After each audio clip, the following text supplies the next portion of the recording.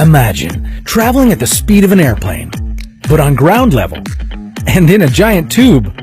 That's the idea behind the Hyperloop, a network of incredibly fast-moving pods that can carry passengers to destinations all over the world, reducing travel times from hours to minutes.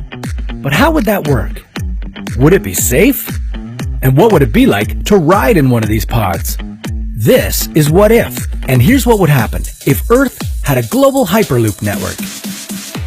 A Hyperloop consists of pods that travel through pressurized tubes using electromagnetic propulsion. This may sound like the stuff of science fiction, but several companies are surprisingly close to making it a safe, viable reality. Once completed, this giant transportation system would connect all major cities around the globe. How would it change the way we live our lives? If all goes according to plan, a Hyperloop system would be cheaper, faster, and more environmentally friendly than planes, trains, and automobiles. The first ones would be built on a relatively small scale, covering shorter journeys like Los Angeles to San Francisco. Traveling at over 1,200 kilometers per hour, these speedy pods would take the pressure off gridlocked roads, making travel between cities much easier for everyone.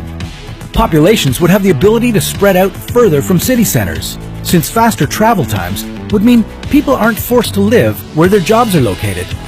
We'd also have a lot more time to be productive, because we wouldn't waste as much of our days getting to where we needed to go.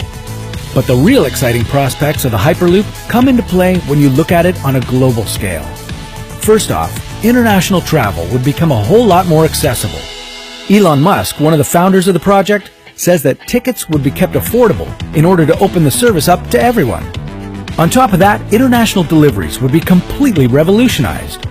With the Hyperloop, we could autonomously ship packages across the world at the cost of trucking and the speed of flight. But before we get too far ahead of ourselves with all the possibilities, what would it be like to ride the thing? Well, for one thing, the pods would be pretty small. They'd have to be narrow to travel at such high speeds, so things might get a little cramped. And you wouldn't have any windows. Instead, there would be augmented reality screens that can simulate scenery or provide entertainment.